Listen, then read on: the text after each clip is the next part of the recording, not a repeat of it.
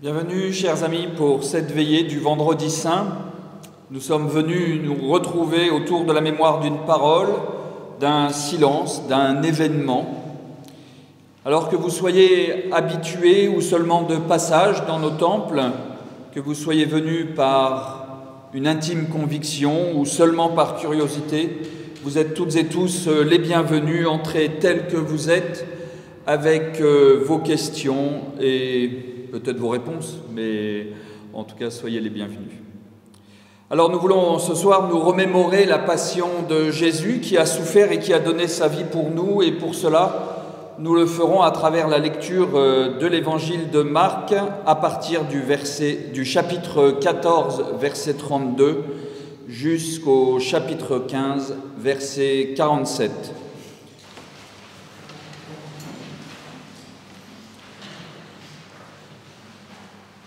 Ils arrivent au lieu nommé Gethsémané, et il dit à ses disciples : « Asseyez-vous ici, pendant que je prierai. » Il prend avec lui Pierre, Jacques et Jean. Il commença alors à éprouver l'effroi et l'angoisse. Il leur dit : « Je suis triste à mourir. Demeurez ici, éveillés. » S'étant avancé un peu, il tombait à terre et priait, pour que, s'il était possible, cette heure s'éloigne de lui. Il disait : « Abba, Père, tout est possible pour toi. Éloigne de moi cette coupe. Toutefois, non pas ce que moi je veux, mais ce que toi tu veux. » Il vient et les trouve endormis. Il dit alors à Pierre : « Simon, tu dors ? Tu n'as pas été capable de veiller 1 heure ? Veillez et priez, afin de ne pas entrer dans l'épreuve. L'esprit est ardent, mais la chair est faible. » Il s'éloigna encore et pria en répétant les mêmes paroles. Puis il revint et les trouva endormis, car ils avaient les yeux lourds. Ils ne savaient que lui répondre. Il vient pour la 3e fois et leur dit : « Vous dormez encore ? Vous vous reposez ? C'en est fait, l'heure est venue. Le Fils de l'homme est livré aux pécheurs. Levez-vous, allons, celui qui me livre s'est approché. » Aussitôt, comme il parle encore, survient Judas, l'un des 12, et avec lui une foule armée d'épées et de bâtons, envoyés par les grands prêtres, les scribes et les anciens. Celui qui le livrait leur avait donné un signal : « Celui que j'embrasserai, c'est lui. Arrêtez-le et emmenez-le sous bonne garde. » Aussitôt arrivé, il s'approche de lui et lui dit : « Rabbi !» Et il l'embrassa. Alors ils mirent la main sur lui et l'arrêtèrent. Un de ceux qui étaient là tira l'épée, frappa l'esclave du grand prêtre et lui emporta l'oreille. Jésus leur dit : « Vous êtes sortis pour vous emparer de moi avec des épées et des bâtons, comme si j'étais un bandit.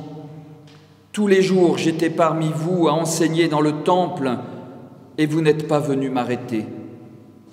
Mais c'est pour que les Écritures soient accomplies. » Alors tous l'abandonnèrent et prirent la fuite.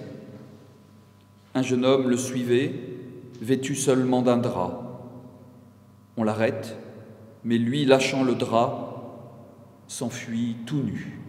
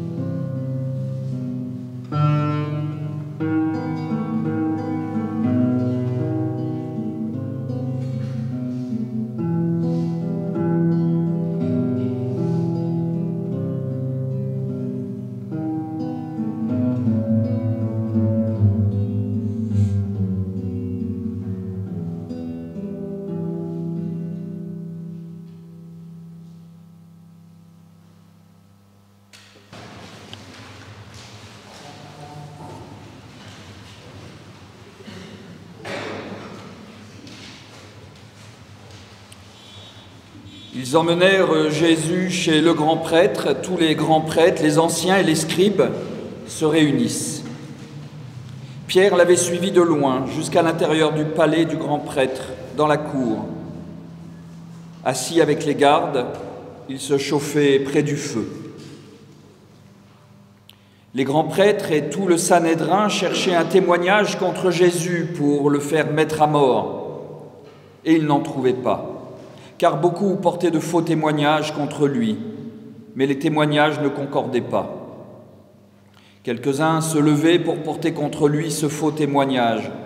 Nous l'avons entendu dire, « Je détruirai ce sanctuaire fabriqué par des mains humaines, et en 3 jours, j'en construirai un autre qui ne sera pas fabriqué par des mains humaines. » Et même sur ce point-là, leurs témoignages ne concordaient pas. Alors le grand prêtre se leva au milieu de l'assemblée et demanda à Jésus, « Tu ne réponds rien ? Que dis-tu des témoignages que ces gens portent contre toi ?» Il gardait le silence. Il ne répondit rien. Le grand prêtre lui demandait encore, « Est-ce toi qui es le Christ, le Fils du béni ?» Jésus répondit, « C'est moi. Et vous verrez le Fils de l'homme assis à la droite de la puissance et venant avec les nuées du ciel. » Alors le grand prêtre déchire ses vêtements et dit, « Qu'avons-nous encore besoin de témoins? Vous avez entendu le blasphème? Qu'en pensez-vous » Tous le condamnèrent, le déclarant passible de mort. Quelques-uns se mirent à lui cracher dessus, à lui voiler le visage et à le frapper à coups de poing en lui disant « Fais le prophète » et les gardes le reçurent avec des gifles. Pendant que Pierre était en bas, dans la cour, une des servantes du grand prêtre arrive.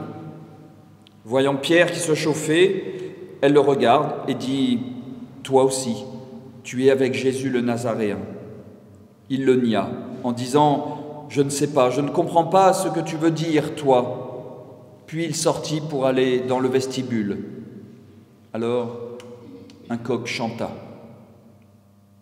La servante le vit et se remit à dire à ceux qui étaient là, « C'est l'un d'entre eux, lui, à nouveau le nier. » Peu après, ceux qui étaient là disaient encore à Pierre, « Vraiment, tu es de ces gens-là, car tu es aussi galiléen. » Alors il se mit à jurer sous peine d'anathème, « Je ne connais pas l'homme dont vous parlez. » Et aussitôt, un coq chanta pour la seconde fois.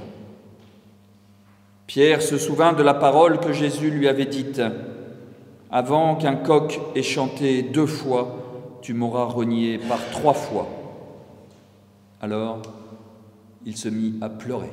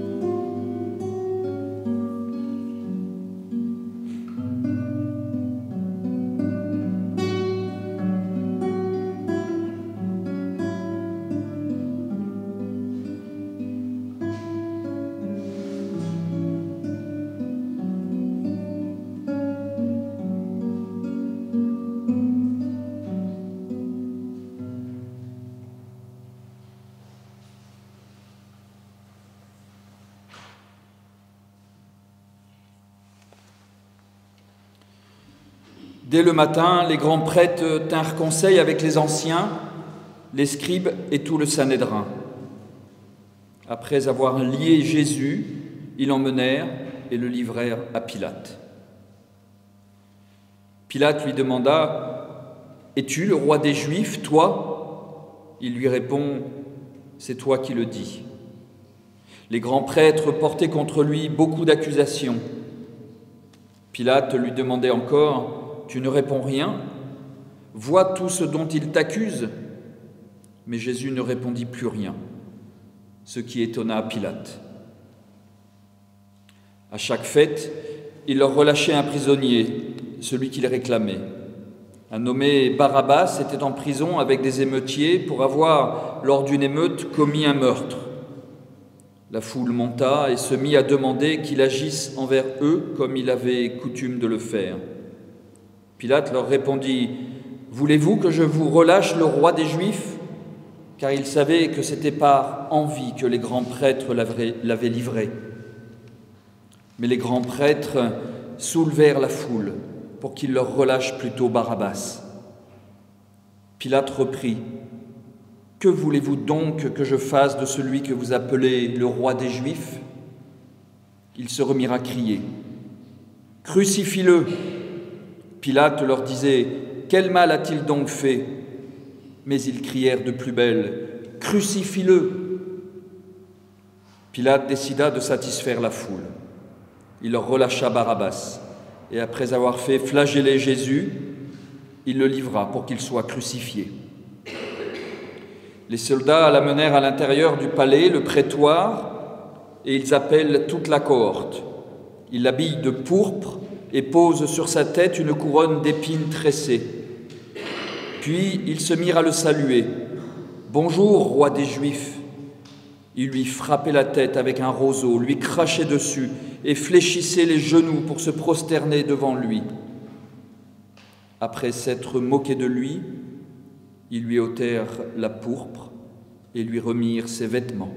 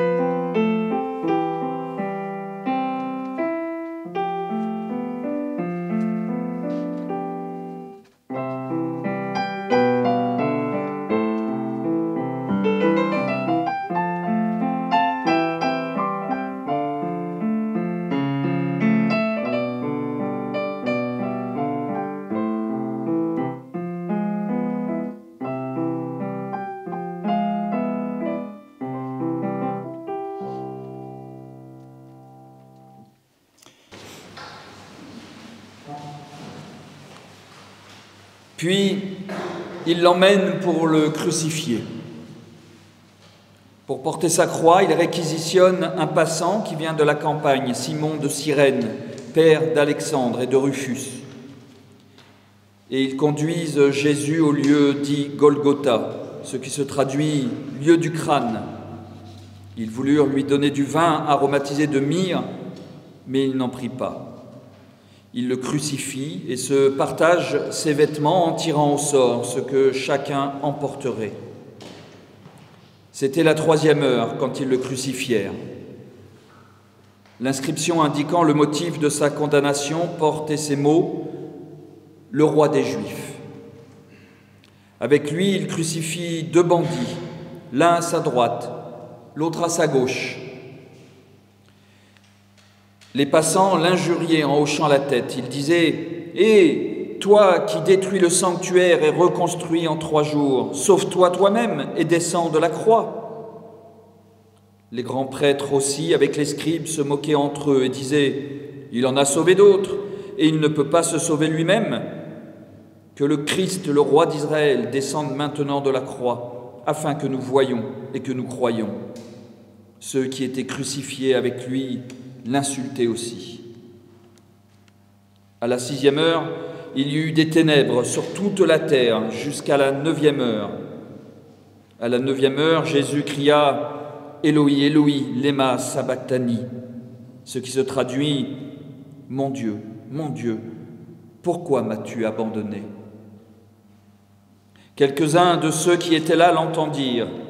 Ils disaient « Tiens, il appelle Élie. » Quelqu'un courut remplir de vin aigre une éponge et la fixa à un roseau pour lui donner à boire, en disant « Laissez, voyons si Élie va venir le descendre de là. » Mais Jésus laissa échapper un grand cri, et il expira.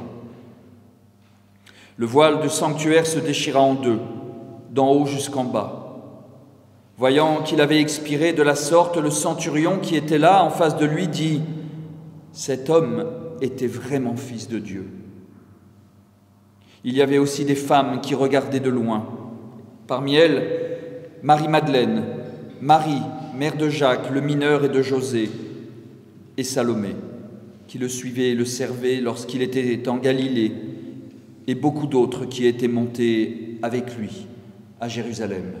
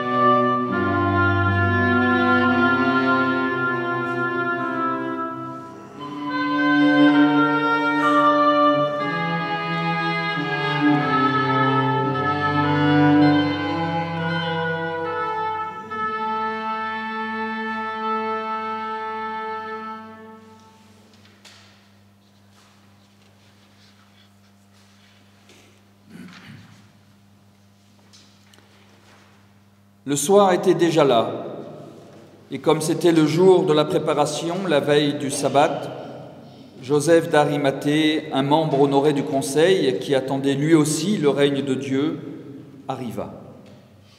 Il osa se rendre chez Pilate pour demander le corps de Jésus. Étonné qu'il soit déjà mort, Pilate fit appeler le centurion et lui demanda s'il était mort depuis longtemps. Renseigné par le centurion, il donna le corps à Joseph. Celui-ci acheta un drap, descendit Jésus de la croix, l'enveloppa avec le drap et le mit dans un tombeau taillé dans le roc. Puis il roula une pierre contre l'entrée du tombeau. Marie-Madeleine et Marie, mère de José, regardaient où on l'avait mis.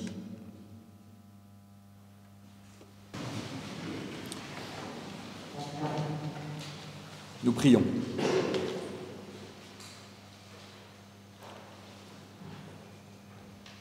Père qui es aux cieux, tu parles à l'homme de bien des manières.